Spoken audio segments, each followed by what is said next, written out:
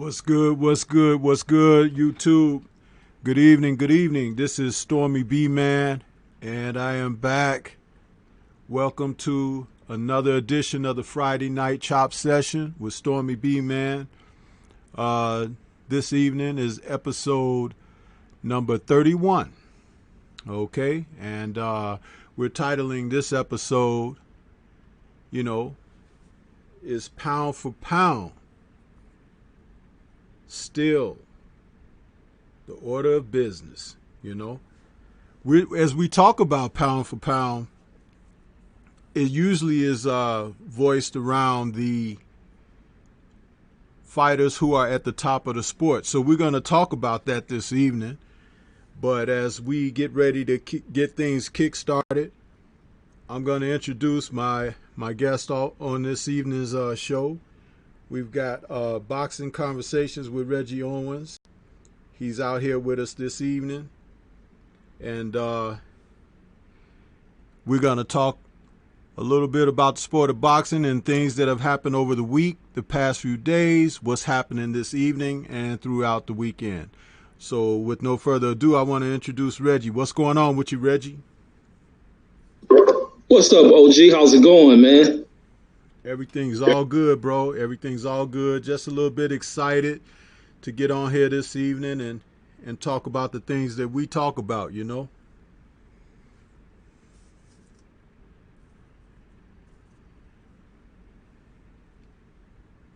So if you wouldn't mind, Reggie, I know that just before we aired, you had some things that you shared. Another situation regarding one of these fighters and their the PED situation. Would you like to share that with us, since it was fresh off the press when I saw it on my alert? Oh yes, absolutely.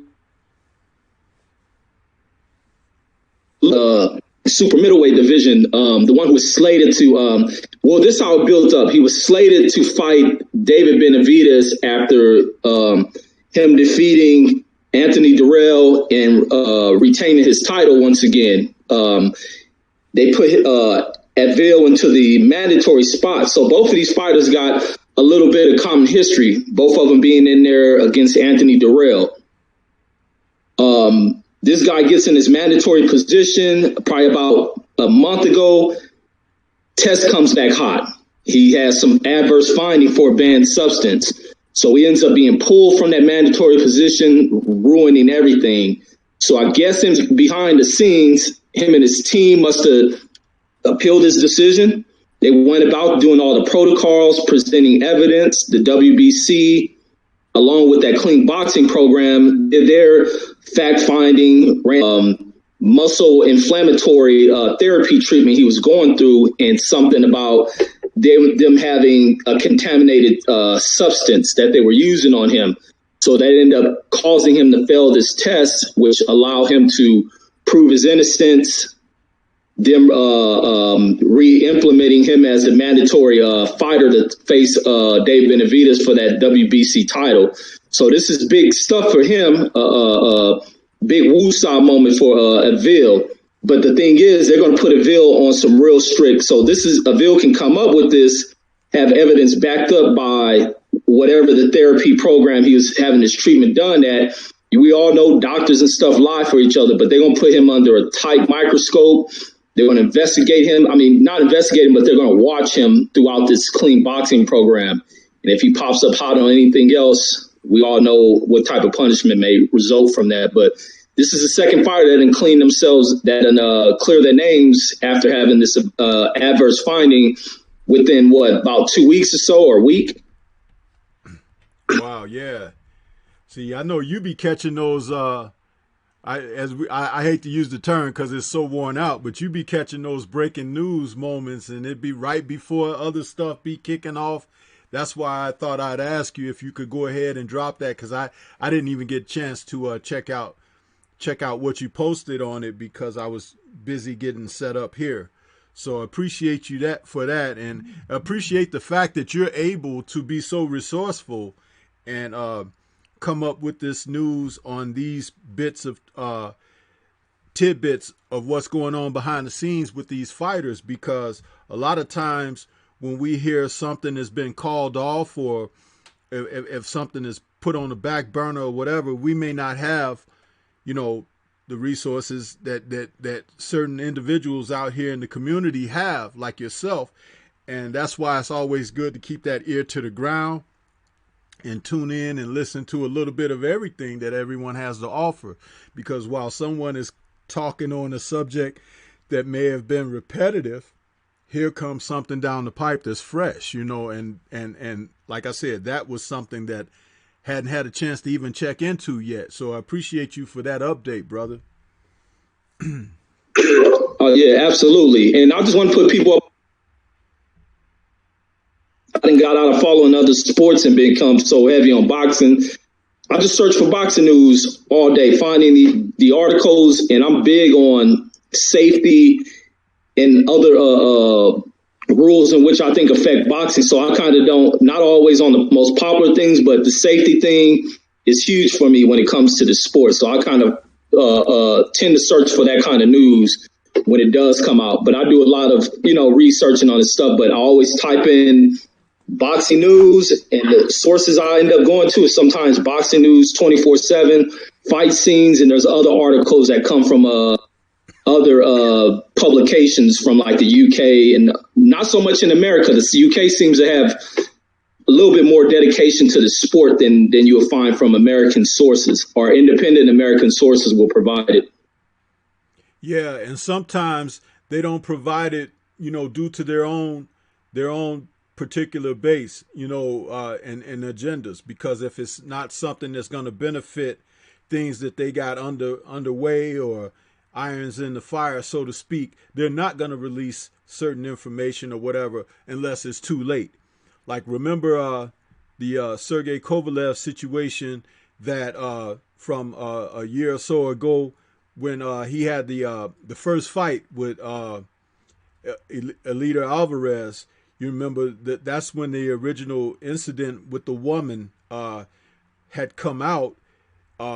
Just like, what was it, a week or so before the fight. It was like they hadn't quite had the weigh-in yet or whatever, and the main events or whoever there was, Kathy Duve and them, they made certain that they kept people, the wolves at the door, so to speak, and they didn't let that information out there until the fight was definitely happening. And by that time, certain individuals, who could have, put some information out there to let people know that this may not necessarily be an event you want to support. They didn't get that in a timely fashion, but we have since kind of grown since that circumstance and become a little more vigilant and a little more proactive, which is great to see. So salute to the entire LDBC and boxing community that stands on the side of sincere coverage of the sport and bringing it, as Black Fight Fan says, trill to reporting this news.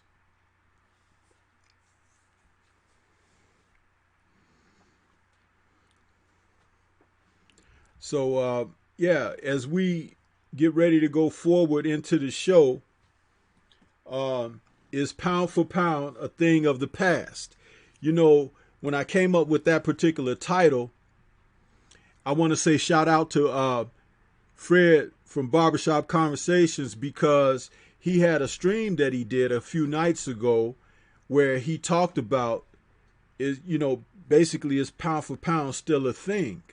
And not biting off of his content, but actually piggybacking on it. It's like, it's a conversation that really should be had amongst us today, because as we are out here going over the sport and we're seeing so many transitions of the personalities in the sports and how the behavior of the fighters is going, that's something that needs to be discussed and also clarified to the casual fans, as well as discussed amongst us who really try to cover the sport in a sincere manner.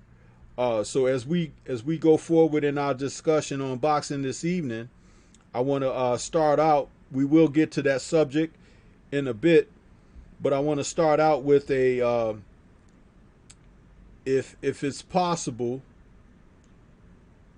we could start out with a discussion with pretty much a final word on the Alexander Usyk and Chaz Witherspoon event that took place this past weekend, and discuss what our findings were as far as the performance of Usyk now testing the waters at heavyweight, the opponent that it ended up being, going from who it was supposed to be initially to another changed opponent, to it being the final person who found himself in the ring at the end of the day. Do you have something to offer regarding, a final statement on this particular fight that took place, and what were your findings coming away from this event with Mr. Usyk? Yeah, my thoughts on this one is it showed, congratulations to Usyk on the victory. Can't ever knock that. But when it comes down to it and how dangerous this division, some titans inside this heavyweight division. These dudes are massive. And he stepped in here with a guy who really came off the couch. I mean, you look at Witherspoon, not the clown, but Witherspoon looks sleepy. He looked like he's ready to go to bed in the ring. And that's kind of what happened in this fight. He fought a guy who faded, who was tired, who lingered in the fight. But due to this mask that these guys walk around with, it was nothing that Usyk could do to Witherspoon. It was nothing that affected Witherspoon at all, except for what went on internally with Whitaker himself. But early in this fight, man, we seen some bruising on the face of Usyk. And that was from being hit with really just a couple of jabs on the side of the face. It was the jab touching him. He also was hit with a right hook that bothered him a little bit. Now, Whitaker ain't the most swift-handed heavyweight. Now, you got some heavyweights with some great speed, with concussing power. Now, for Whitaker to be able to thump him like that when he caught him with that shot, and also to put that kind of bruising on his face, the next time he steps up with even the one level above sits at, things are going to close up. You're going to see closing of the eyes, possible jaws being broke. There's going to be some damage that Usyk will face in this division. Frame-wise, he's just not built for this. Now, here these dudes are trying to make these maneuvers of trying to capture something and trying to write Usyk into the history books, thinking they can find ways of maneuvering this guy in to create a story for him that's not going to play out too well in this heavyweight division. We already hearing the rumblings of what they're trying to do with these titles, and Eddie Hearn's already throwing out belt separation upon whoever wins between the rematch of Ruiz and Joshua. So it's already the plan and setup that he thinks he has in place. Now, I hope these damn sorry sanctioning belt bodies wake up to what the plan is, and they don't do what this guy thinks he's predicting, and this is the separation of these titles. If they didn't do it when Joshua held these belts, they don't need to do it now, because there's no way that they're going to step this dude Usyk into the fray and think that he's going to step into some title shot when he hasn't proved nothing. Now, they done downgraded each opponent building up to this moment that Usyk made his debut. Now, he comes off with this injury, and he had an opponent. Once he healed up, they removed that opponent. That opponent, Takam, was an opponent who gave Joshua everything he can handle in a fight. Then they find Tyrone Spong. And now when Tyrone Spong ends up being cheated out of this fight for that adverse finding with the substance test, and he proved himself that his tests are fine. Now you let Dylan White go the day of after having a hearing. Now, Spong should have been thrown right back up in there after his name was clear, but Eddie Hearn knew the risk of him fighting Tyrone Spong, who isn't even probably at the B level of this boxing game. Then we hear about Duelko, who was the rumored guy who put the beating to Anthony Joshua during their sparring. He gets a contract from what he states in the moment that he thinks he's going into this fight against against Usyk, they end up finding this cat Whitaker out of nowhere. It's just a bunch of BS when you're dealing with these cats, and it's a part of this European ploy that they're trying to throw this guy up in there, trying to throw this Usyk cat up in there to think he's going to become some star, but he's not no pound for pound anything. He's not proven in this division, and I think he's going to have trouble facing these big power punching heavyweights, and he only has a limited time to prove himself. Yes, sir. I agree with you. I agree with you 100%.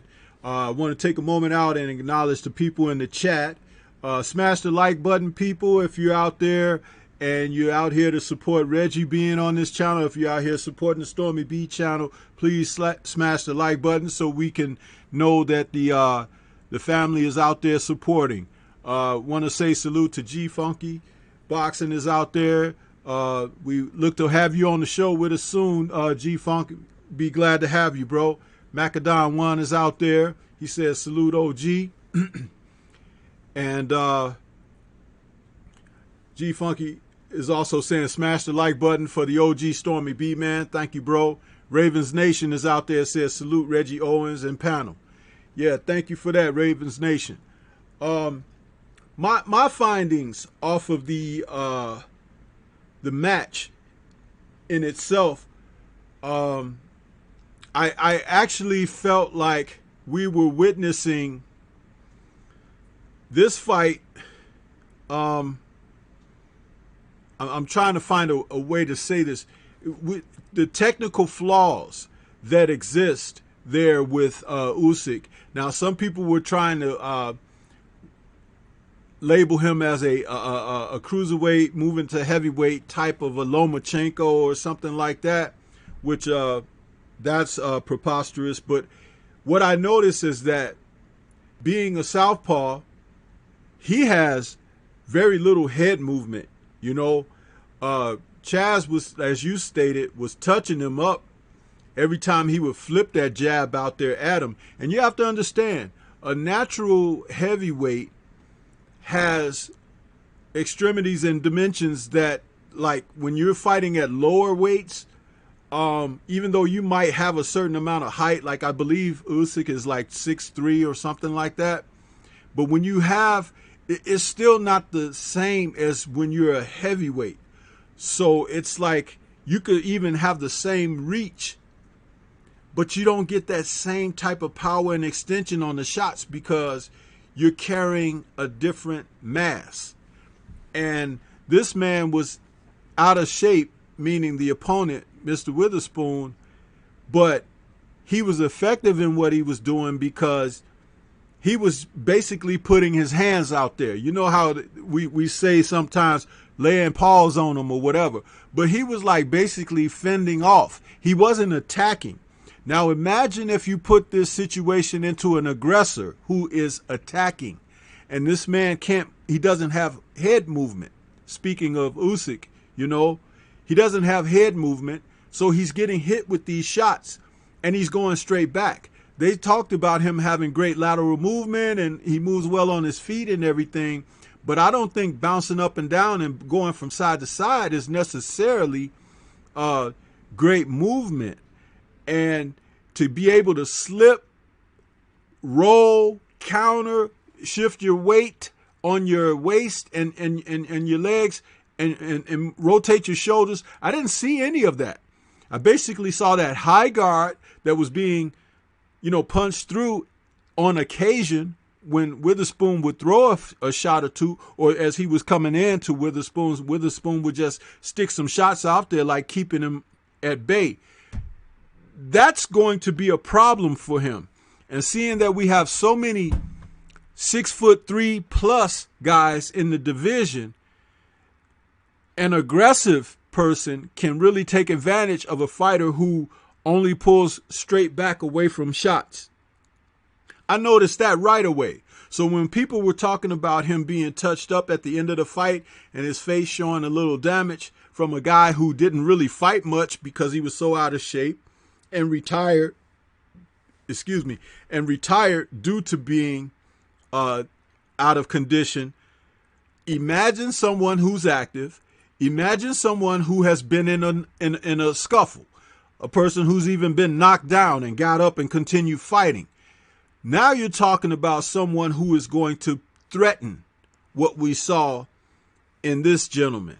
Now, I'm not all, slamming him, but I'm pointing out things that are facts. Where when you see the publicity machine and when they try to give this push to certain individuals, you recognize, okay, if you listen to what they're telling you and you accept that, well, you have to accept the critique of the fighter as well. And that's what I'm doing. I'm critiquing that because they're telling us this is someone to look out for, right? Moving up to this division, this is someone that we should have in consideration because he has the merit of having unified the cruiserweights, and he has this amateur background and such and such. But from the live bodies that are in the division, hey, a lot of those guys, they may not even have the amateur background that he has, but they have the experience of the fights, the sparring that they've got at the pro level and everything. And it's real pro stuff, not the amateur stuff, not the amateur habits being brought to the pros, because that's what a lot of these fighters with these heavy amateur backgrounds that come from outside the U.S., they bring that pro style to the fight game. It's what you've seen even with the Cuban fighters, remember, for so many years. And if a fighter didn't have good boxing technique or capability, those Cuban fighters could thrive. But when they got in there with those real pros, the guys who could fight on the inside and rough you up and do so, all that pro stuff don't mean, all that amateur stuff don't mean anything when a guy is closing that gap on you, cutting the ring off, bullying you into the ropes and pounding on you. You need to know how to handle that. You need to know how to have the ring IQ and what to do in certain circumstances to fight back, to stay a live dog in a fight. We're not going to be seeing that from certain individuals if they can't produce or elevate what they're bringing and match it. And at the heavyweight division, all it takes is one punch. I remember when Dominique Brazil fought Mansour, that fight that they had was a knockdown drag out. And the only huge difference in the fight was Brazil's body dimensions. The fact that he was 6'7", 6'8", and Mansour was like, what? They said he was 6'2" or 6 foot or whatever, but he looked a little shorter than that. But when you saw those two guys rumbling, dude, they were basically evenly matched. And Mansour was giving as good as he got. You know what I'm saying? So it's like, imagine a guy like that wailing away either guy on Mr. Usyk. He's going to be in trouble. You understand? Notice I ain't even said anything about the champs, but this is something to pay attention to. I mean, what do you think about what I've had to say?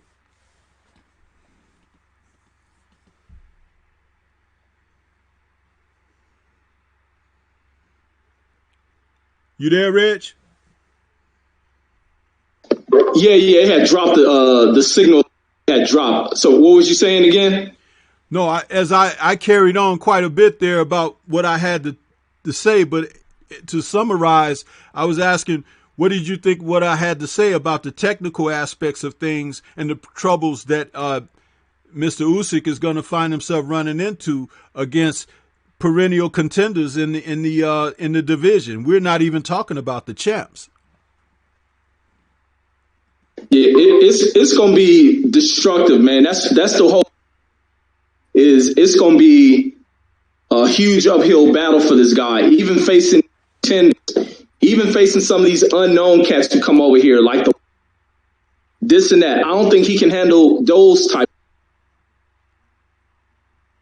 of these shots. And there's not too many of these European fighters who have great defensive technique, defensive skills to where they can avoid shots. He doesn't have any of that. And he's food in his division against these prospects. even some of these lower end ranked contenders. He's food to them. What he's going to do against a Daniel Dubois who's moving up there, massive punching. I don't even think he can face a Gorman. There's nothing Usyk can do in this division, and Eddie Hearn is full of himself. He's playing himself, and he's trying anything to bring his name back to being relevant once again, because he's lost his golden ticket with Anthony Joshua. So I wish Usyk will be smart, make the decision to go back where he needs to campaign at cruiserweight. There's other competition down there that he needs to go out there and face. It's just risky for him. It's bad news for him to fight at this heavyweight division. Absolutely. I want to take a moment to go to the chat. We have a couple more people that joined us. Okay, we got E. Woodson out there. He says, salute Stormy B, man. Chi-Town City OG.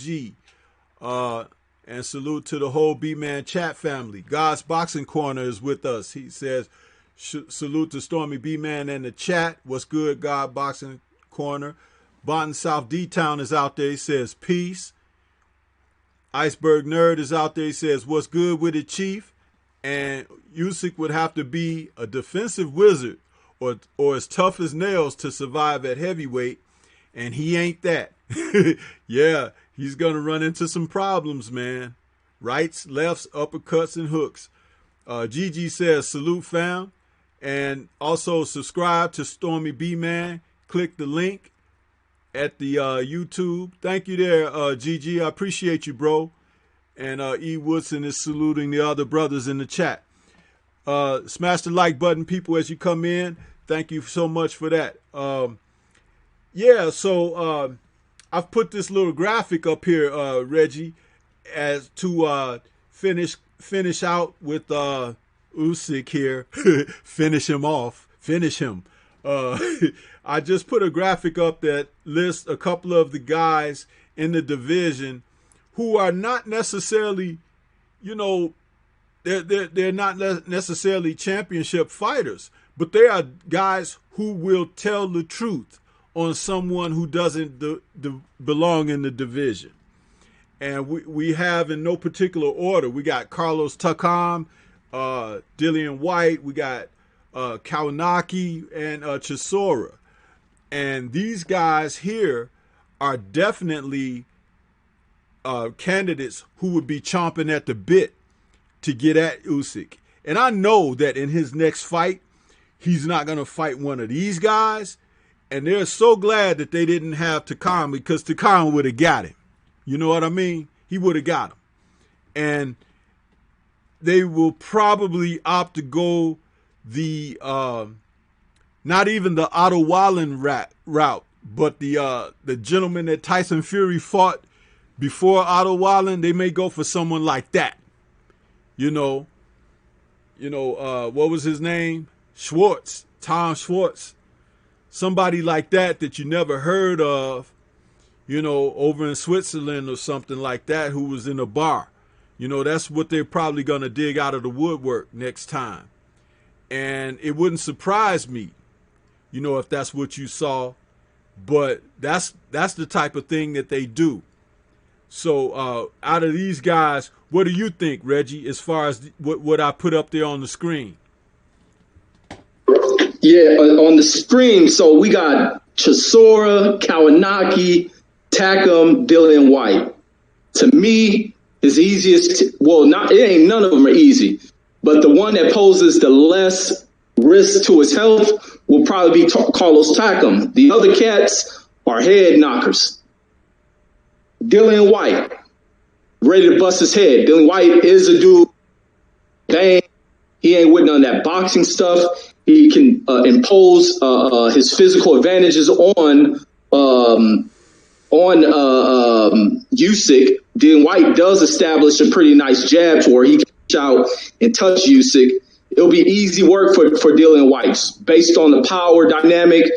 Usyk not having anything that will affect him. We've seen Dillian White take some real heavy shots from opponents. His bouts with Anthony Joshua, Chisora himself, and also in there with Revis, who was a cracker, who we watched drop. He dropped Dylan White, but Dylan White got right back to his feet. So it's nothing that Usyk can do to keep Dylan White up off of him. And Dylan White is pressing for the knockout.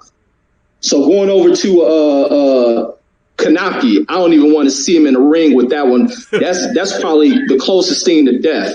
This dude is a tank. He's a tank. It ain't nothing Usyk gonna do to stop. It ain't no footwork that he has that's gonna work for him. You may see Usyk get in that ring and start running, and you may hear these cornball commentators talk about how great his footwork is while you see him running a lap around the ring. But there's nothing he can do against Kawanaki.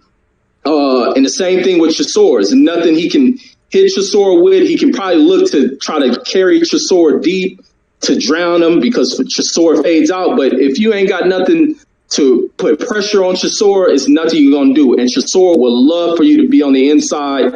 He will make Usyk look like, what's the cat he knocked out? Spilka. It'll be a Spilka type knockout that Usyk could suffer inside that fight. And then Takam would just be a tough fight. I don't know about Takam may end up stopping him, but he ain't got to worry about his neck being snapped versus a Takam. But then again, Takam may be powerful enough to snap his neck. But it's gonna be abuse up in that ring. And we already see he moved up to the heavyweight division already with the bicep or elbow injury. That's bad coming into this division when you didn't even have a fight. He hurt himself in sparring. So let alone he come into a fight. Whitaker done put a little damage on him. Man, I just don't like what I see. But I ain't gonna knock the dude. If he wants to do it, then let him be a fool to do it. I'm gonna sit back to watch, and I want to see if he passes the test. I like to be proven wrong, but I don't know about this one. Yeah, that's it's really one of those things that as you look at it, it really shows the separation that we have at the top of the division from the actual world champion, which I consider to be Deontay Wilder, and everyone else. Because these guys could mix it up with one another. And that's just a quarter of available options. We still got Ruiz. We still got Joshua. We still got Fury. We still got Brazil. We still got, who's the other, Joyce. And then you've got Dubois coming up. And then you got Effie Ajaba coming up. It's like, my goodness, when you start looking at that division, there are fights that could take place that could set boxing ablaze with great action. I mean, don't you see that?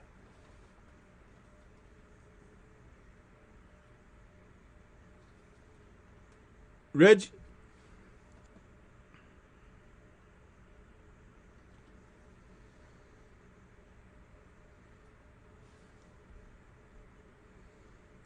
Did we lose you, Reggie? Or you on mute, bro?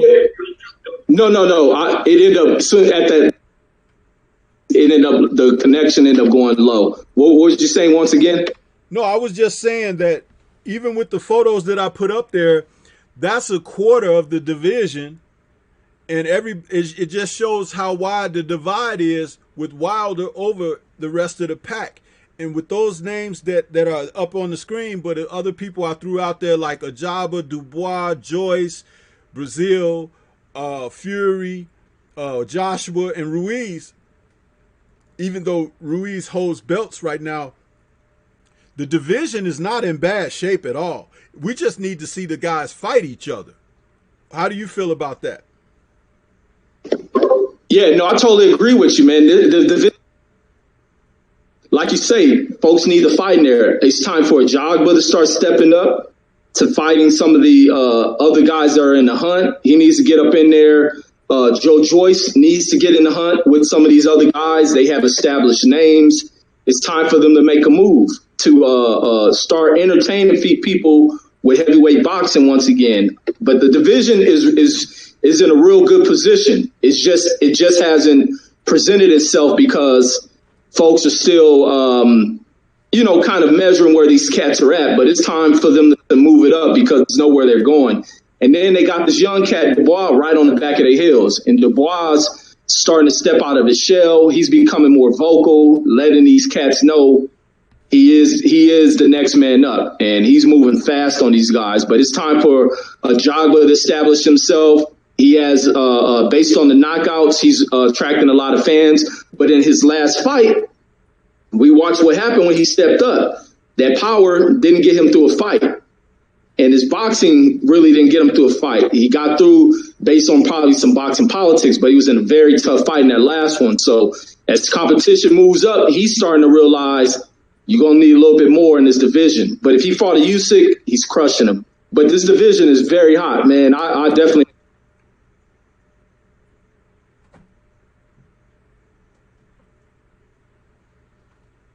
Yeah. You're dropping off again there, bro. I don't know what's happening with your connection there. And I don't know. Let me try to move to the spot. Yeah. Okay, I want to make an acknowledgement in the chat here. We got Drew Titan Bronx on deck. I see you, Drew. GG is out there. He says that Reggie salute. E. Woodson is out there saluting people. And he also says, whoa, it jumped up. Got a couple of comments in there.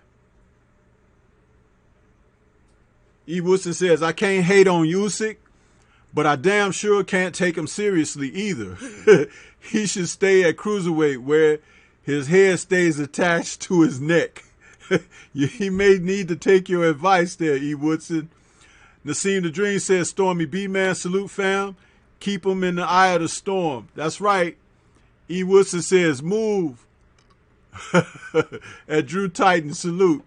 And we got brothers saluting each other. And Drew Titan says, Usyk would literally need track shoes against Kaunaki. Yeah, man, that would be kind of ugly. You would want the Usyk family to put blinders on, blindfolds or whatever. They wouldn't want to watch that, man. He would be utterly crushed. E. Woodson says, Usyk better not let Hearn get him put in the hospital. Yeah, man. That's Hearn is I don't know what Hearn is doing, but he's not good at matchmaking. He's not. So and who else? What we got here? We got Iceberg Nerd. He says Kaunaki versus Usyk is Jason Voorhees chasing a camp counselor through the woods. Bloody murder. Kenneth Johnson says salute Stormybman and Reggie Owen. Do with the fight. And Iceberg Nerd is laughing at Drew. Drew Titan is laughing at Iceberg Nerd. And Nassim the Dream says Reggie said that they will be talking about how good his footwork look. Iceberg Nerd says, that's called a tailor-made ass whooping, Drew Titan. Whatever man says, salute at Stormybman and the chat. What's good? Whatever man, good to see you out there, bro. And everybody else is saluting and they're laughing. You know, we're not trying to strip this guy apart, but we're speaking the facts about him because, as you know, if you're following the sport, they've been talking about this guy, along with others in the sport, as if they are cream of the crop with unproven circumstances. They have nothing to substantiate that they are cream of the crop. If you give us good fights, quality fights, where these guys can persevere, overcome, and rise to the occasion, then we could better measure and give them merit. But if they haven't done the least of those things, why should we just buy into it just because somebody says, oh, this engine will run like a champ? Well, I need to test drive it. You understand? So that's how I feel about that. You know what I mean? And I am not prone to giving these guys, you know, the credit and showering them with praise. And the first time they get in there with somebody with a decent punch and a little bit of quality, they get hit and they get banged around and they struggling for their life, for their life or whatever. I'm sorry, I just can't do it, man. And Drew Titan says Usyk is not Evander. You damn right. Thank you for saying it, Drew. Thank you, because I was trying to hold back on that. You know what I mean? Because you know Evander is my favorite fighter of all time, and I'm like, when they start talking the Evander talk, I'm like, are you crazy? You understand? And when you talk about Evander, you know, Drew, I equate Evander out of the Marvin Hagler mode. The only difference is Evander didn't fight both Orthodox and Southpaw, meaning that he was that tough, that skilled, had that type of beard, and faced whoever they put in front of him, and knocked them down like bowling pins. That's what you want when you're watching a warrior in boxing. And don't forget, you know, Evander was tagged that nickname, the Warrior, late in his career. He was always the real deal, but he showed that he could be that warrior as well. So moving on, Reggie, before we go into some other cards that are coming up, I wanted to give you the chance. You know, I had told you that if you had some subject that you wanted to bring into the arena this evening, you know, we could do that. So did you have something else that you wanted to touch on or present to our listening audience to talk about for discussion this evening on the Chop Session?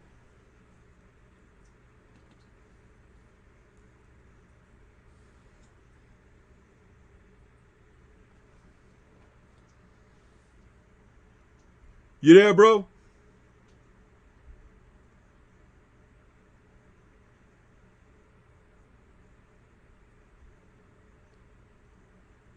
Reg, you on mute. If you there, you still on mute.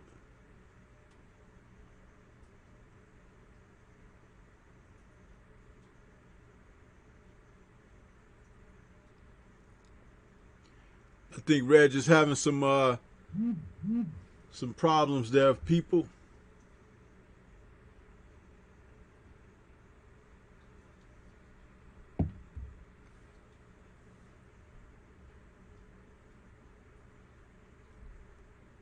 When you get situated, Reg, just come on back in, bro. I'm gonna keep talking about this Evander comparison that they tried to sell us on with Usyk. You know, Drew Titan says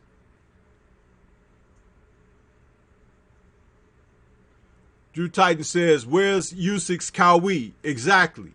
You know, where is he? He's not there. You know, he's not there at all. E. Woodson says Evander would body Usyk if they met at cruiserweight. Nassim the Dream says these fighters are letting 5 to 7 years of their career go by and just staying away from fighters on the same skill set and level. Yeah, I could see if it was a big difference in skill. Reggie's saying, you still there? Yeah, I'm still here. You there, Reggie? You back now?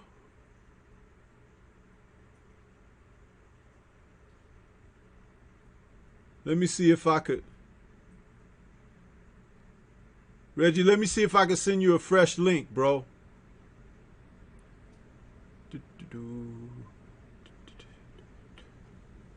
Let's see. Stand by one moment, people, while I try to get my brother back in here on the broadcast.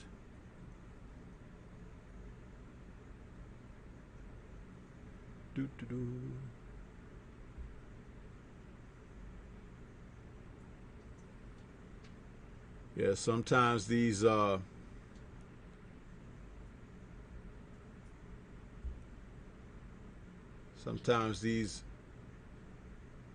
people with these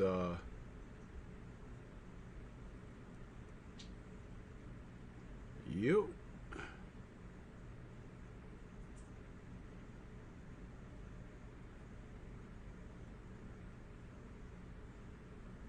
Let's see.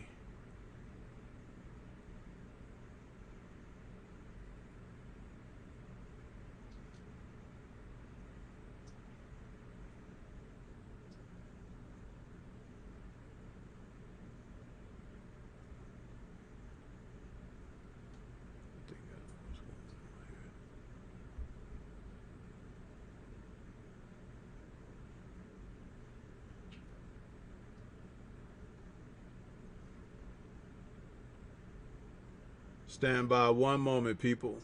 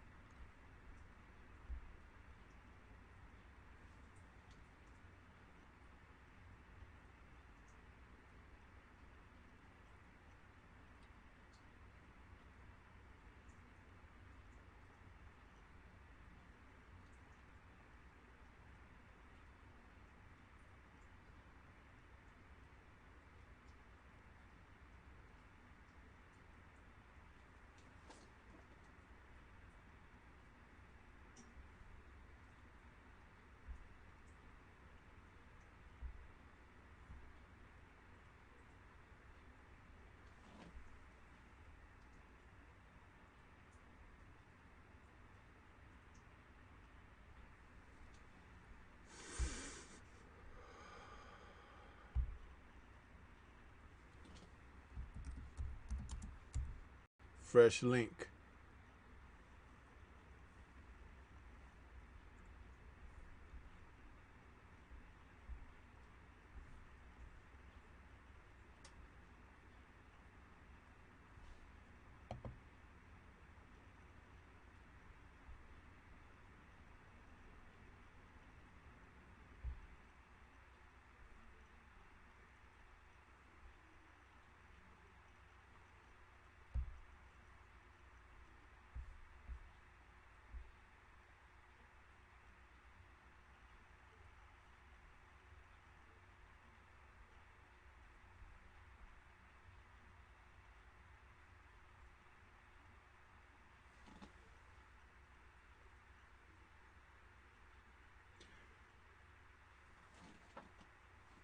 Yeah, Reggie, go ahead and restart your stuff, and I'll keep cooking on here.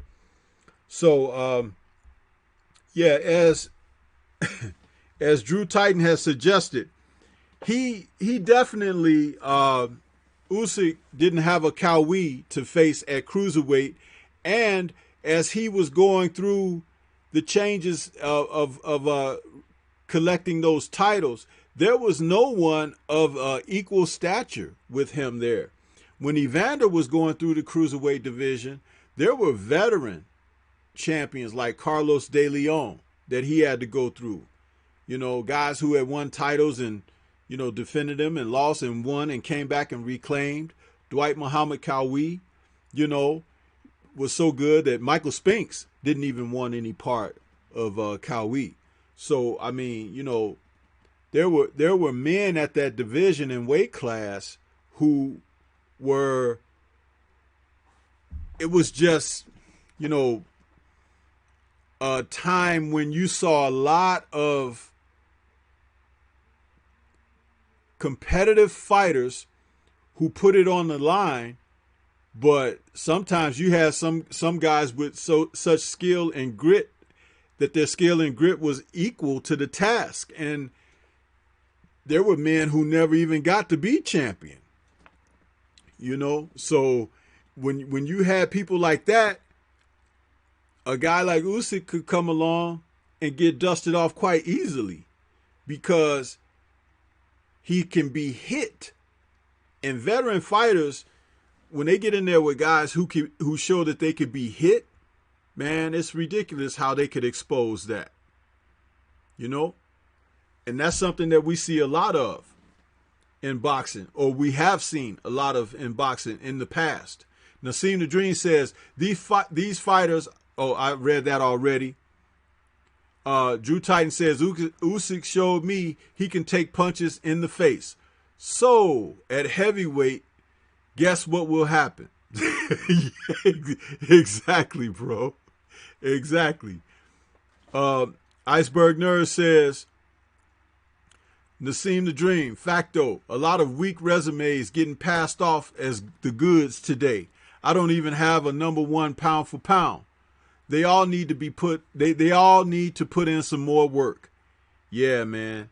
Absolutely. You know, it's tripping, man. Iceberg Nerd has a message for you, Reggie. He said, reset your router if you haven't already. So, you know. But as we talk about these fighters and not facing each other, the graphic that I put up on the screen is a very good place to start. Imagine if these fighters on this list right here, 4 guys, if they each fought each other, huh? So you're talking about, 12 fights. These guys face each other. These are good heavyweight fights. Now, no, these are not George Foreman, Ali, and Frazier, and Ken Norton, and Larry Holmes. But for this era, this is who you have, and they need to be meeting one another. And the fact that that's not happening, but it's not just happening in the heavyweight division. It's happening across the sport, which is why, we were going to get into that conversation about the pound for pound, because that whole thing right there opens up a whole different class of a discussion when fighters cannot show their wares because they don't have anyone to test them against. I don't like that.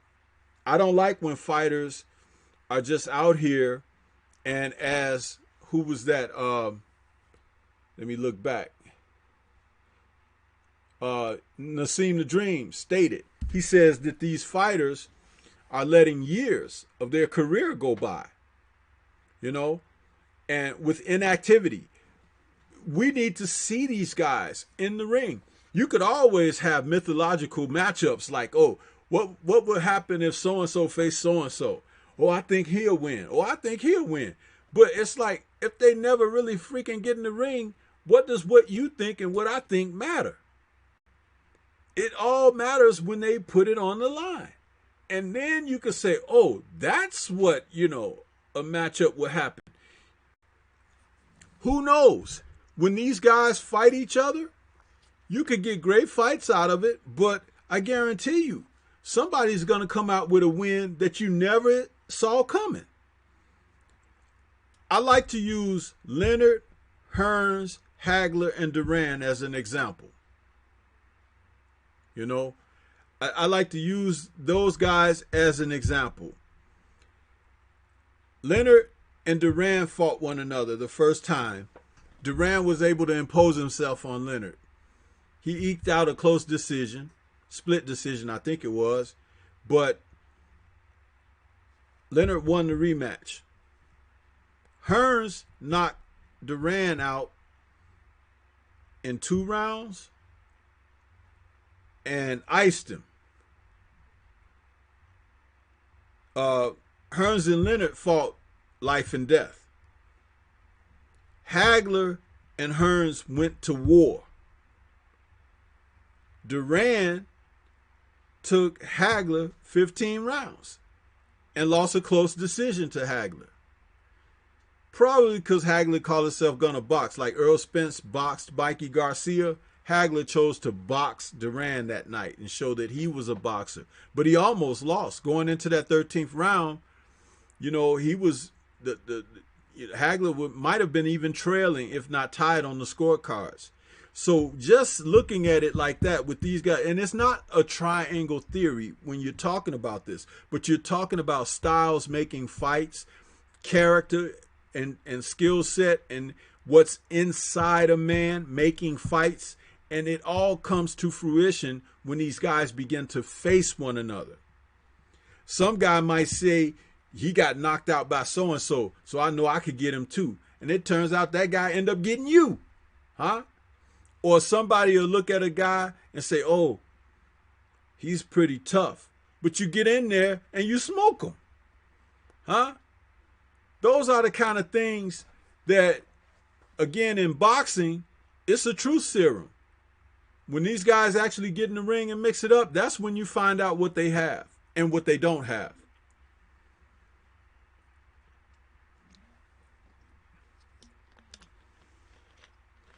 Iceberg Nerd says, the pound for pound discussion is watered down when you have people rewriting the rules and making Wilder their number one. And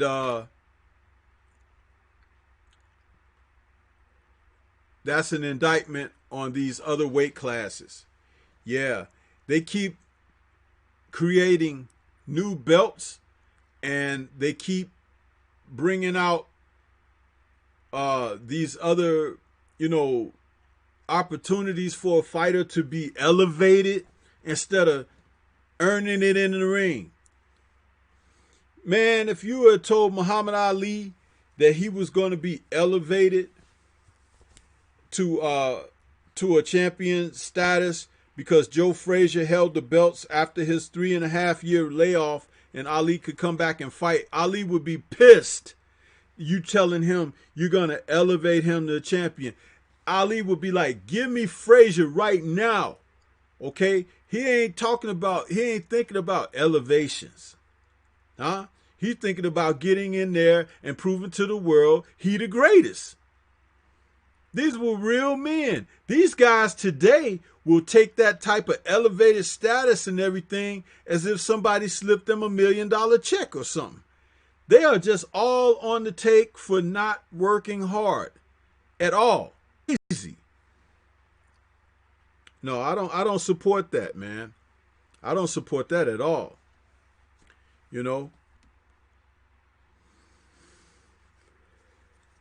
Battle Rifle has joined us. He says, how's it going, Stormy? It's going good, Battle Rifle. We're just trying to see if Reggie can get back in with us because he's having some technical difficulties over there on his end. But we were having a pretty good discussion up until this happened. So glad to have you out there, bro. Smash the like button as you come in, please. Iceberg Nerd says, boxing conversation with Reggie Owens. There should be a little red button on the back that you have. Push it in with a ballpoint pen. Push and hold until it resets. Drew Titan says, as Stormybman, and they all ducked McCallum. Yes, sir. All of those fighters that we talked about for the four legends, they all ducked Mike McCallum, man. They sure did. They sure did. E. Woodson says, I always go to those 4 guys because they actually did fight. No A and B side politics like today. And E. Woodson says, facts, Drew. And Drew Titan says at E. Woodson, true story. Yeah, man. Could you imagine if we had gone through the 80s without Leonard, Hearns, Hagler, and Durant facing one another like we're going through these late 2000s with Earl Spence not fighting Danny Garcia, Terrence Crawford, and we can't put nothing on Sean Porter because Sean Porter has fought everybody, and kudos to that champion because he is a champion. He may that he's a gatekeeper. Hell no, Sean Porter is no gatekeeper. Sean Porter is a champion, a world champion, many a challenge. Okay, you got guys out here that are pretenders and mark it down.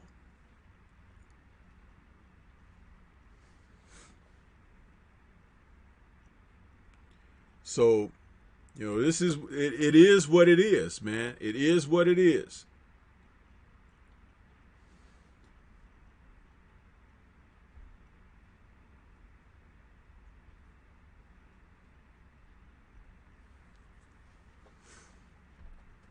Huh. Battle Rifle says fighters would actually benefit if they fought more. They would get more money for fighting more times a year. I'll tell you something else, Battle Rifle. They would get better because they'll be sharp. You understand? When they get in there and fight more often, these fighters would be sharper. Their skill sets. You could see when the fighter is more active. I'll give you an example. Mike Tyson once fought almost 20 times in a year. It was something ridiculous. Tyson was fighting every 6 weeks or something. I think he fought like 18 times or 16 times in 1 year. And then when he became champion, he was still fighting like 4 times a year. But he was so sharp that he didn't have a chance to get out of shape or do too much of the bad things that, happen with fighters outside the ring. So he was very sharp. And that elusiveness that he had, that was a part of his defensive abilities, dude, that comes from being so active. Okay? He was so active at one point in his career, he used to actually walk around when he wasn't fighting and he would move his neck a certain way because it was muscle memory. He would move his neck, and that was a part of what he did when he was training. So, it was like muscle memory. He just did it. When he started slowing down and fighting once a year, roughly around that time that he had the Mitch Blood Green incident outside the ring, and then he broke his hand. He was off for an extended period. He got married to Robin Givens, and then he fought Frank Bruno. It was like he wasn't sharp. He wasn't the guy that we saw, the dynamic guy. And we didn't see that dynamic guy anymore after the Spinks fight, And shame, because he was an exciting fighter. He was the type of fighter that could really move people in the audience, We don't have that today. The closest thing we have to something like that is Deontay Wilder, but people are excited by the knockouts that he produces. You just know at some point somebody going to get smashed and they're going to be on the canvas, and next thing you know, it's like, oh, that guy really got iced. That's one of those things that, not a lot of fighters in the sport could produce that type of excitement. And Deontay is definitely one of those who could produce that, Definitely one of those. So,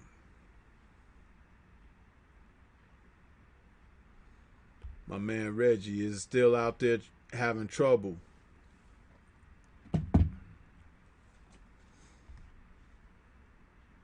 Wow.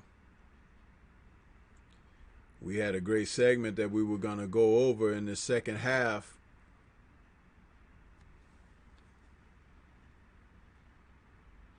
Let's see.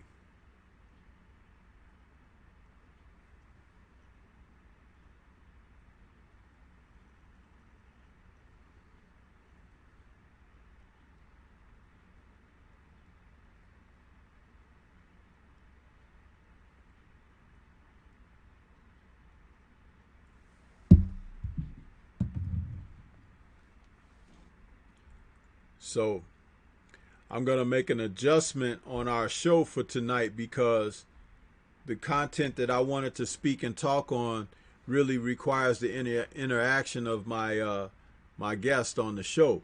So as the chat is out there with me, it says we've dropped off to 6 viewers.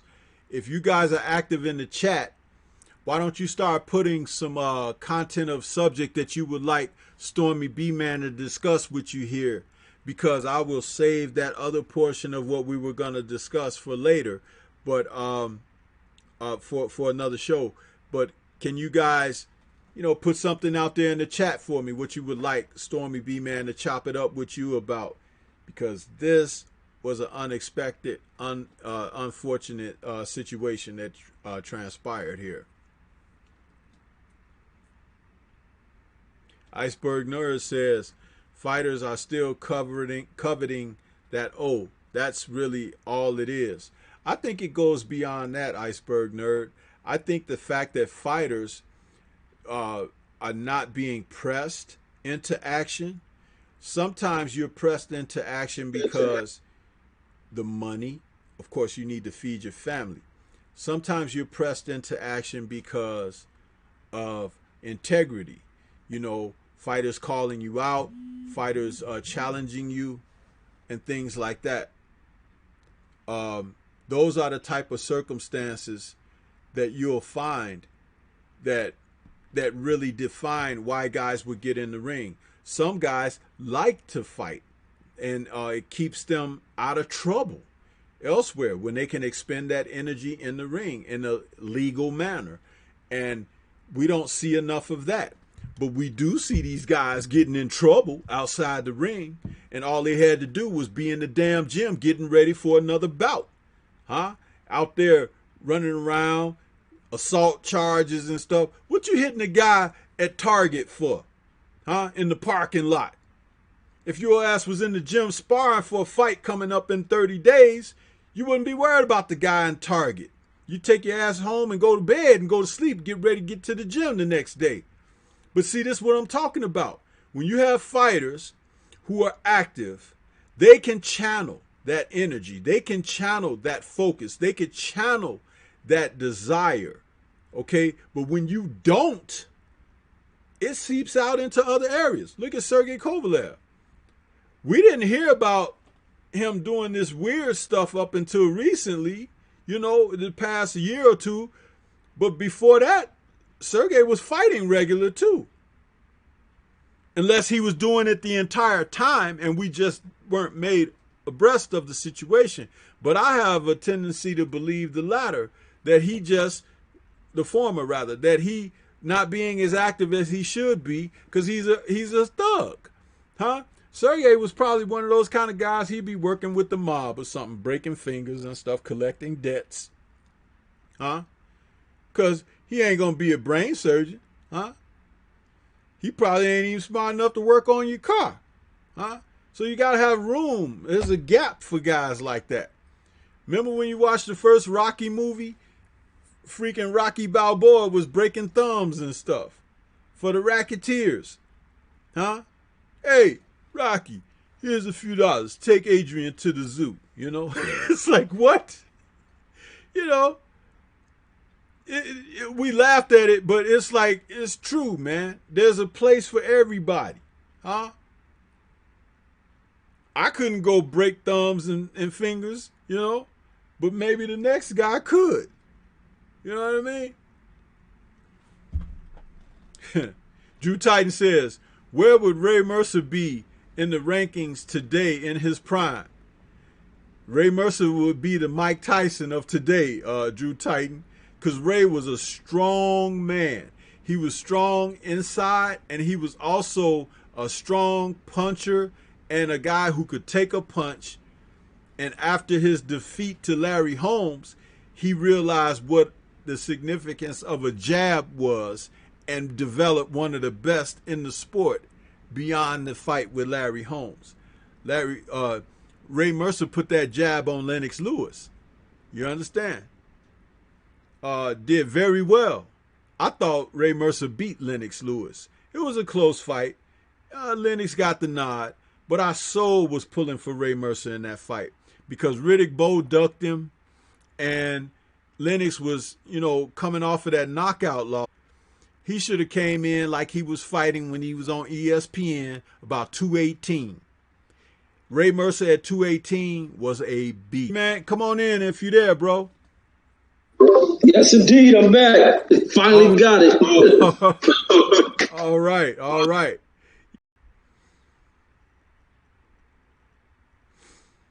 So I'm going to move it forward to something else that we were going to speak on. Are you ready to move forward, Reg? Oh, yes, indeed. Okay. For this next little thing, I wanted to talk about the upcoming fight with Beterbiev and Gvozdyk. This fight here scheduled for this evening. Let me know what your thoughts are, bro. People want to hear your voice because you had some followers come over to listen to you here. What you got to say about this fight, man, that's coming up this evening? Man, I can't wait for them to get it on, man. I'm really anticipating this fight. So we got one more fight left before we get that main event fight. In this one, man, I'm going with Beterbiev. I like more of what I see in Beterbiev when I look at the two. I think Beterbiev, being a very strong fighter, he has good utilization of his lead hand. he uses that left hand pretty actively, and he changes up on it very well. And that right hand is always there looming. It sneaks around, it catches its targets, and that's why he has this 100% knockout rate. Now, going into Nite, that number is going to change. I don't think he's going to be able to knock Volchik out in this fight. I can probably see someone being knocked down. I have seen Beterbiev rocked one time. And also with Volchik, he gets hit a lot. It's very easy to hit both of these fighters, matter of fact. Neither one of them have that great head movement. Beterbiev is better at trying to maintain range, but he still gets hit. He'll probably have the better of the footwork, but Beterbiev ain't looking to dance around. He's looking to come right at the target. He cuts off the ring pretty well. He's going to be there, and I think both of these dudes are going to bang it out. Now, I could be shocked, though. Volchik can get out here and catch this dude being over-aggressive. So it's still a 50-50 fight, but I like more of what I've seen from Beterbiev, just his pursuit of his opponents, the way he goes about his attack. I've been seeing a lot of stuff surrounding him during that amateur career, which is kind of the thing that people always highlight about Europeans is their amateur career. So I've seen a lot from his amateur career and him kind of imposing his will on the other Russian fighters. I see him doing that, and it's carried over into the pro level of things, and I think it's going to carry over until tonight, except he won't get a knockout in this one. But I got Beterbiev by split decision in this one. I think it should be tight, though. Yeah. I don't know, man. Isn't Volchik, isn't he a little bit taller? Yeah, I think he's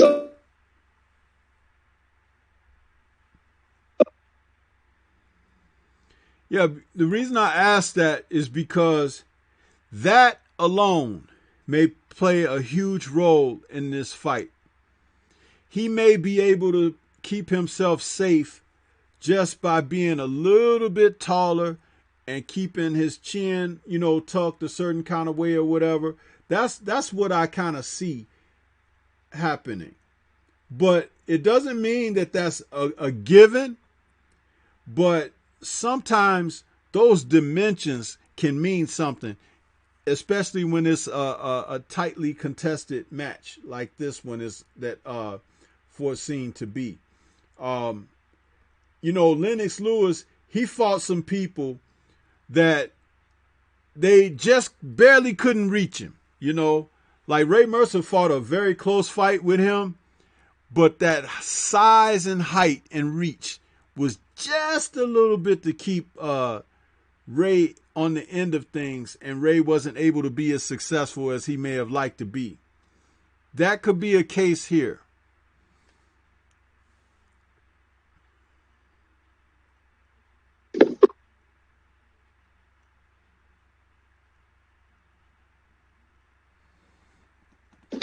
You still there? Yeah, I'm here. Legendary Top Cax is in the building. He says, peace, OG Stormybman, man. Peace to you, Legendary, man. Good to see you out there, bro. Yeah, I imagine, Reggie, this fight will also be like somebody is going to get hit, right? Because these guys can both punch pretty good, but somebody's going to get hit, and then they're going to decide that I got to take better care of myself in this match. That's also a thing that could come into play. Now, the guy who decides to go in with reckless abandon or to cast caution into the wind may be the guy to prevail. Have you thought much about that angle? Throwing caution to the wind, I think both. Oh man, I think if they throw caution to the wind, that can bring about. I think they have to fight their game plans. I think they really have to stick to their plans. But what I meant by that, Reggie, is this. I said that one of them is going to get hit and make a decision. I better take care of myself, take better care of myself. And then the other person is going to realize I got to sell out. I got to go for it. I don't think both men are going to come away thinking, take care of myself, because these are two guys. They're two dogs. Okay. And they're aggressive with that. But even in a real, actual, literal dog fight, one dog will back down eventually. You understand? Eventually. And it's usually something that happened. He got hurt, got bit in a certain spot. He got something, you know what I'm saying? So I could foresee that between these two guys, because their prior opponents haven't given them anything to be safekeeping about. Adonis Stevenson could punch hard, but he didn't have a lot of boxing skills. He was a strong puncher and he was a southpaw. Okay, you figure that southpaw out and you start doing certain things, which, Vuzic did, and then he was successful. You know what I mean? So that's what I meant when I was talking about that aspect of it. Okay, yeah, I got you. But in that aspect, if anyone I think Vuzic is a guy who he tries to stay clean, and he avoids the mistakes. But Beterbiev, he finds any moment to where any slight moment of where he has Beterbiev wounded a little bit, that's when he'll throw caution to the wind to get him up. That dude's a dog, man. On the hunt. He's a dog on the hunt, looking to eat his meal. And Vuzic, I just haven't seen that dog in him. He's a great at boxing, phenomenal hands on offense, but that's about it. He just has phenomenal offense, but I don't know what he can do to get Beterbiev off of. This is going to be a real clash of that eastern side of Europe, and it's going to go down. Yeah. But this is definitely one of those fights that we look forward to in boxing, because we know that the guys are going to bring it. And they have different styles. So their styles, the style matchup featured here should be entertaining. I don't think it's going to be a boring fight by any means. I don't think so.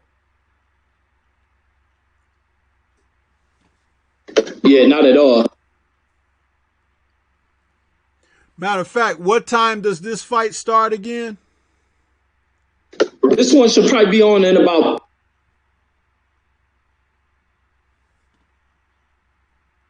in the second round. So probably about 30 more minutes that fight will probably kick on. In about 30 minutes? Okay. If it's gonna be about that long, that'll give us the chance to go into our last segment, where we could just go ahead and jump ahead and discuss this.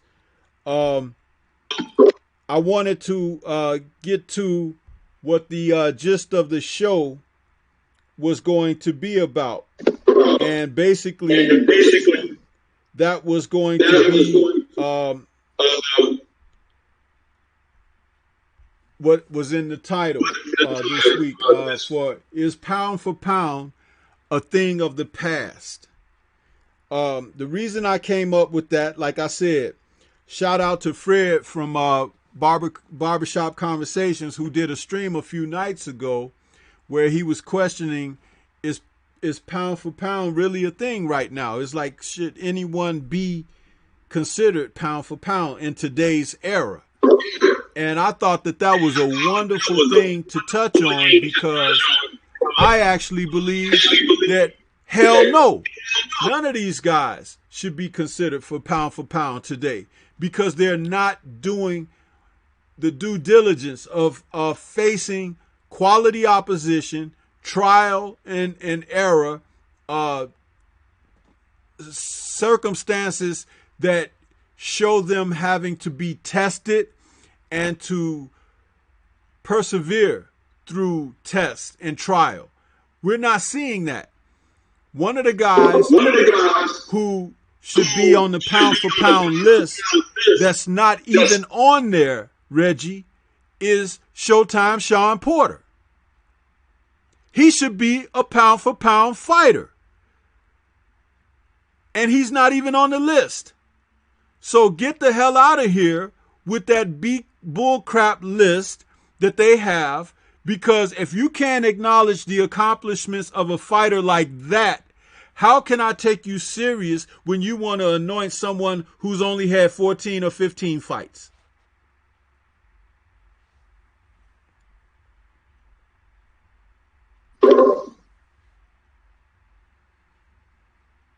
What do you got to say about that, bro? Man, I agree with it, man. I'm a who hates this pound for pound talk. I hate it. It makes no sense. It's all part of the ploy of marketing. It's another way for them to kind of balance out the complexion of the sport by adding names of people who are not worthy on it. It's almost like they put the people who they want to market on this list. That's what pound for pound seems to have turned into to me. It's a marketing sheet. It has nothing to do with skill, nothing to do with who's the best. Now they got all these dudes on here, and this is why I always say the pound for pound list is a blank sheet of paper.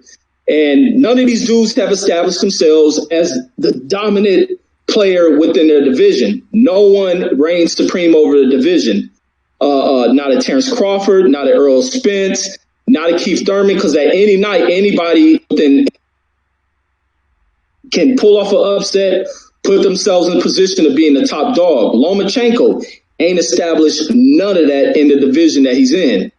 Now he moves up one division and people are talking about he's too small. Well, if he's pound for pound, doesn't what describes pound for pound is you moving up in weight and fighting guys that are supposed to be bigger than you, your skills and everything else translate up to the division. Now he's not being whooped on by guys just because they're big. His skills and tools and all the different attributes aren't carrying over because some of these dudes have the ability to move like him, to change things. So to rate him as a pound for pound, I think not. There's two or three other, knows about top level guys in his division in which he hasn't proved himself against. He's still a fighter with under 20 fights. There's no way you can. Matter of fact, these younger fighters have more fights on their records than him. And that's the ridiculous side of things. And he's avoiding fighting these guys to prove himself as the best in his division. So till that is proven, hell no, he's not on the list. Usyk, hell no, he's not on the list. He hasn't proven himself moving up to this new division. Think he campaigned in the weak cruiserweight division. They're just so quick to give things to people to add them onto this marketing sheet that people call the pound for pound list. To me, it's a blank sheet of paper, and it's blank because we got promoters that stand in the way. They play these games. They use this sheet to market things. You got these sanctioning bodies that play games to forcing folks to campaign and show us who's the best when it comes to them testing themselves. No one's showing anything in this sport as far as them being the best in the division to even be put on this list. The only person's on there is Deontay Wilder. That's absolutely it. And people say heavyweight can't be on there. Yes, it can, because when you create these pound for pound lists, and the premise behind it is you keeping the ideal of these guys being with their size, but their skills carrying up to that weight to the top of the throne, which is the heavyweight division. No one's proven that. No one has established that. None of these guys appear to look like who was this created for? Sugar Ray Robinson. Nobody appears to be that. Deontay Wilder's crushing through guys. He's trying to fight everybody. You got folks turned away from this dude, turned into wrestlers, losing focus, losing fights. So hell no, that pound for pound list is some BS that's been propped up by the Jim Lampley's, Larry Merchant types who only use it to put those of a non-dark complexion on that list because they would not be a thought within the sport of boxing because they're not proving themselves inside that ring through their talents. Listen, man, I pulled up the ring ratings for pound. I have it right here in front of me, and I am utterly disgusted because before the show, I had not looked at this, but when I look at it, I am appalled at what I'm seeing. Starks, which is utterly BS. I almost said something else, but I held myself.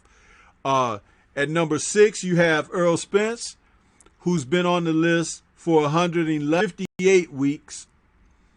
And at number 2, You have Terrence Bud Crawford, who's been on the list 235 weeks. And at number 1, they have Vasily Lomachenko, who's been on the list 177 weeks. Now, the person with the highest number of being on this list, weeks on the list, is Triple G. And they currently have him at number 7. Reggie, who in the hell has he fought to be on this list for so long?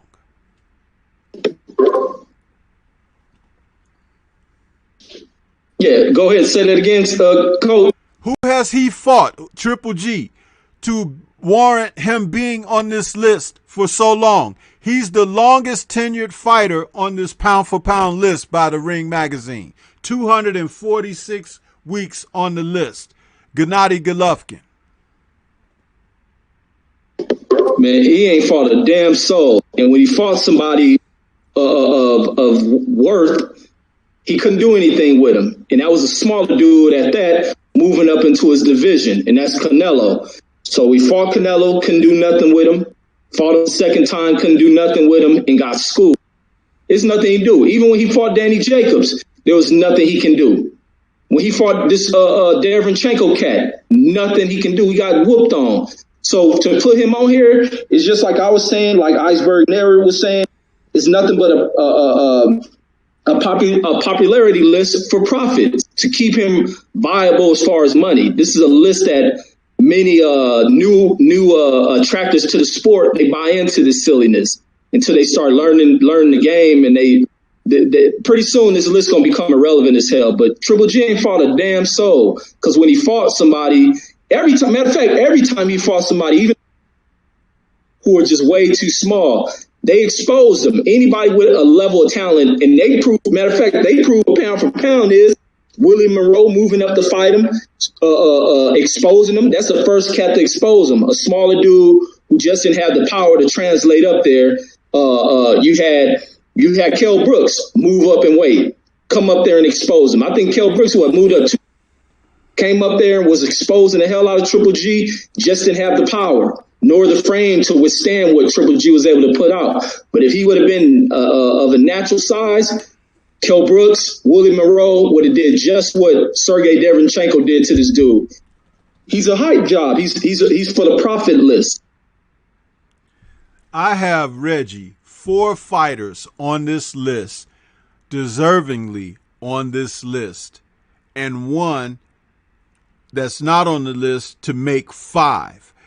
The second tier of 5 is questionable and could have different names. But the 4 that I have, not even in any particular order: Canelo Alvarez, Earl Spence Jr., Manny Pacquiao, and Terrence Bud Crawford, based on their accomplishments in the ring. Okay, the 5th person is Showtime Sean Porter. And that's everyone else that I did not name in my top 5 pound for pound don't deserve to be on this list, because they're not fighting opposition to challenge them. They're not fighting guys who, when they go into a fight, you say, oh, this is a pick'em fight. They're not fighting guys that define championship quality opposition. Vasily's second fight. How is he pound for pound? You've already incurred a loss. So that's basically telling me if you fight the guy you lost to again, you might Corn, but Jeff Corn got a victory over Manny Pacquiao and took his belt. When he signed the fight, Terrence Crawford, people were saying, I don't know, Corn might be a little strong for Bud, this and that. When Bud goes in there, makes easy work out of him, that people thought Pacquiao was going to do when they first signed the fight, and now they don't want to give Bud the credit because he was undisputed at his division. He unified against all the guys that they said was tough. He went and took their belts, and he moved up. That's what you're supposed to do. Lomachenko, he actually had people move up 2 weight classes to fight him, and he's not going to this weight, and he's not going to do this and that. He's trying to stay in his own little circle, even now to the degree that they want to elevate him to this status that they gave Canelo with no title defense. Just give him something to say, hey, you're our man, and this is where we're going to put you. And the guy that was the challenger for you, we'll elevate him up to champion. Well, he didn't fucking win a championship in the ring. That ain't how it goes. Huh? You can't, in a relay race, drive a car or ride a bike to where you pass the baton off. You got to run your ass till you get there. If you stumble, if you fall, you got to get the fuck back up and finish the race. And this is not a race away from opposition. This is a challenge, a world championship challenge. You cannot hide that. You cannot pull a curtain and close the door and put the "we're closed" sign up, because you might freaking lose. Losing is a part of life. Keep on living and you will experience it. Everybody ain't going to be able to pay their way and buy their way and get a parlay out of losing something in life. You'll lose money. You'll lose a loved one. You'll lose your damn life eventually. Huh? It's a part of life, a natural process. And these guys are out here handed accolades and merits that were not earned. This is bullshit. This is why pound for pound doesn't exist today. It doesn't. This is a freaking beauty contest where, just like back in the day, they didn't used to acknowledge women of color. Huh? It was always that blonde-haired girl with the blue eyes and everything. They always was Miss America and everything in the pageants. But the Pam Greers and the Thelmas from Good Times and everything, they couldn't be Miss America. Well, why the hell was everybody tuning in every night when they was on TV and everything? Huh? You lying to us. Giving us shit and telling us that it's sugar. It ain't true. That's why Ring Magazine, you're a fraud. And all of you guys on there that pick and select and put your votes in, your vote ain't worth the toilet tissue that I wipe my ass with. Only 5 people I can come up with and say that they are pound for pound, and one of them ain't even on this list in consideration. And then you got one who's more accomplished. He can't even get the #1 spot because you're putting a guy who done lost to a beer guzzling dude, huh? Who done retired, resting on his laurels because he kicked your ass, and you done put him at #1.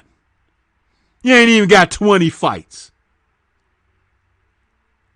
What have you done so great in 15 fights? Right.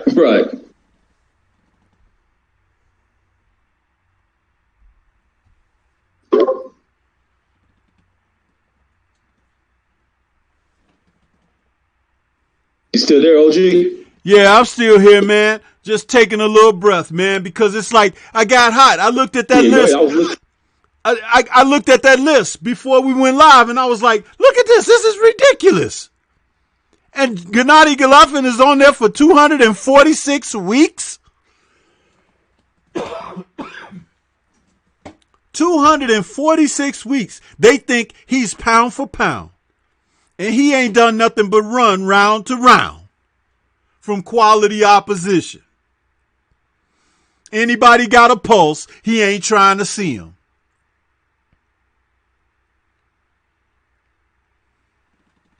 Look, the thing that happened with is what they transfer and what they try to sell to us. That whole agenda that these cats was running with, they transfer it from the television screen onto this printed sheet of paper. And that's all it is. People them brought into the agenda just being switched and pulled up over people's heads. That's all it is. All it is popularity lists to continue to move an agenda that makes no sense, an agenda that is constantly being disproved every time they throw these guys in there with somebody with a little bit of talent. It's bullcrap, man. That whole list is bullcrap. Everything that comes out of these old clowns' mouths, full agenda, who won't keep it true to what the sport is, who won't report what a camera is showing folks. These are the same kind of people. These people are as bad as the fools who sit and watch the Rodney King beating. These same type of people. You get the manipulation of what was being shown on camera and try to tell you it ain't what you're seeing. That's all this boxing world turns into. The Rodney King jury is what it looks like. Dude, it's ridiculous. It's one of the reasons why on the little thumbnail photo that I put up there, the graphic that I put, you got Andre Ward, Julio Cesar Chavez, Pernell Whitaker, Roy Jones, and Floyd Mayweather Jr., who were each and every one of them in their primes, were the perennial pound-for-pound fighters of the sport because of their accomplishments, how they went about their work, and the quality of oppositions that they faced, each and every one of them. It wasn't just about acquiring belts, but it was about fighting quality opposition and how you managed in that opposition, how you were able to display skill, ability, ring IQ, to be able to persevere, to overcome, to endure conflict or challenge, and to turn back the tide. You know, all of those guys on that thumbnail went through that. All of them. These guys that's on this list that I just read off, the one that I left out of my 5, none of them have done what these guys have done. So how does that merit such high ratings? Right, and it doesn't. It's like these dudes, like they move the goal every time there's an entry of folks. Like we always say, when it comes to us, how we got to work 2 times as hard to get the accomplishment from these fools. And that's kind of the thing that has to be taken away, is not letting these set and write the standards as to what qualifies for what, because we already know the goalpost always moves when they find something they want to bring in as a hope to represent the cause for them. But I'm big on that, man. The replacement of bigoted ideology is going to be kicked in the ass, and it's going to be replaced, and it's going to be eliminated about the sport. All this unequal type crap, man, them days is gone, man. And these lists are trash. These lists are trash can lists. Even for Andre Ward to create the list he creates, it's trash can stuff. His list should have been blank because he knows no one in sport deserves to be on that list, regardless of how much you befriend a fighter, you have your favorite fighters. I have favorite fighters in current boxing, and ain't none of them on there. None of them. Because they ain't, like you said, they ain't live up to what these guys on the thumbnail have done. And it's too premature for all these folks they're trying to put on there. It's BS. And notice that the guys I put up there, Reggie, their careers overlapped.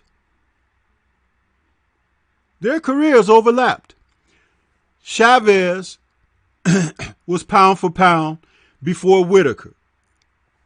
Whitaker was pound for pound before Jones. Jones was pound for pound before Floyd. And Floyd was pound for pound before Ward. Huh? Right. As many good fighters that came in between the reigning consideration of those men being dominant pound for pound considerations.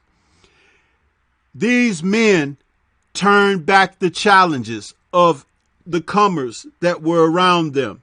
And yes, some of them didn't face certain people or whatever, but still the integrity of the sport lied on their shoulders because those men were capable of turning back the tide and challenges of all comers. Today, these guys don't even freaking face the challenge of all comers, or they don't even take on the challenges of anything to show if they really have it or not. One of the most ludicrous things that I saw earlier this year, excuse me, before Triple G was looking for an opponent, and Jamal Charlo was right there. But he said, no, I want this kid, Brandon Adams. Brandon Adams, who was still working his way up. He wasn't on that level yet. So Charlo's people was like, well, we want Brandon Adams. So they were arguing over who was going to get Brandon Adams instead of arguing over when they're going to fight each other. I felt that was one of the most ridiculous things that I had seen in recent boxing. You're fighting over a up-and-comer who might not be at your level yet because you think he might be a soft touch. But you're not fighting the guy that you should be fighting, who's at your level and where you can really make a great purse. So what are you in the game for? This is freaking ridiculous, man.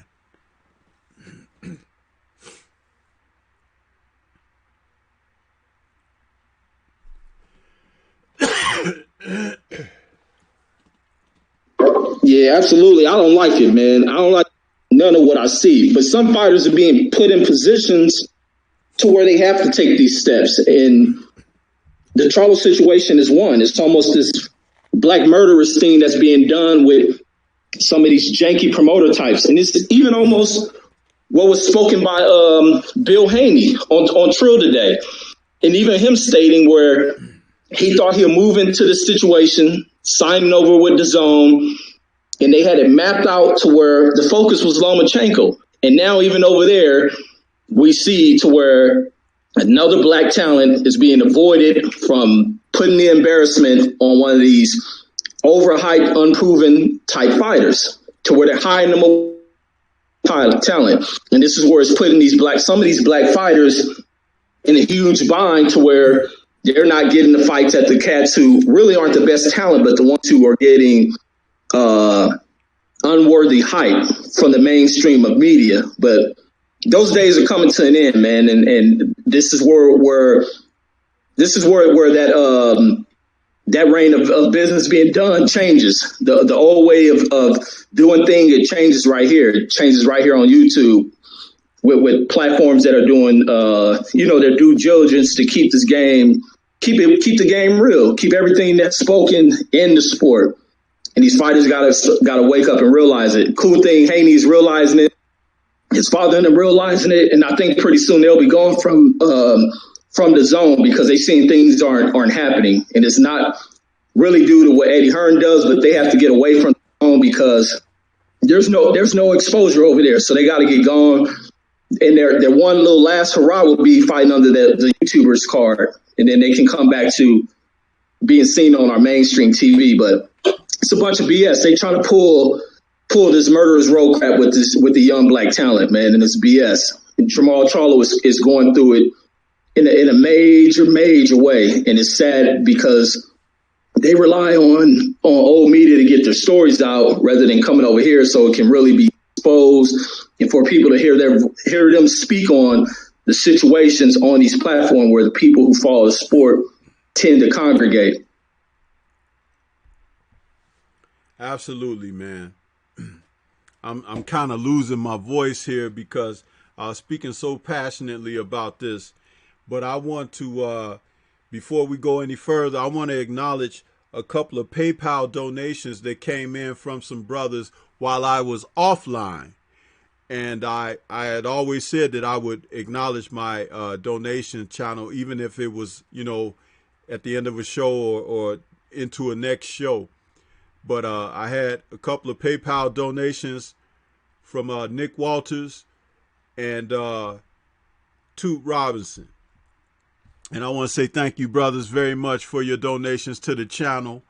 Stormybman always try to, be a man of his word and acknowledge these things when they come in. So I appreciate your support. Reggie, this has been a really good show. I'm sorry that you had the problems that you had with Wi-Fi, and it took away from us a couple of minutes. But you want to go ahead and give us some final words so we can let everybody go and they can enjoy the rest of these fights? Yes, indeed, man. Thanks for bringing me. Thank you guys for those out there tuning